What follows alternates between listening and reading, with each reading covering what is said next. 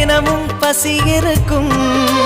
தேடல் என்பது உள்ளவரை வாழ்வில் ருசி இருக்கும். பாடல் போல தேடல் கூட ஒரு சுகமே. இசை பாடி வரும் இளம் காற்றுக்கு உருவமில்லை. காற்றலை இல்லை என்றால் ஒரு பாட்டொலி கேட்பதில்லை. ஒரு காலம் வருகையில் உள்ளம் கொள்ளை போகுதே. ஆனால் காற்றின் முகவரி கண்கள் அறிவதில்லையே. இந்த வாழ்க்கையே ஒரு தேடல் தான். அதை தேடி தேடி தேடும் மனது தொலைகிறதே.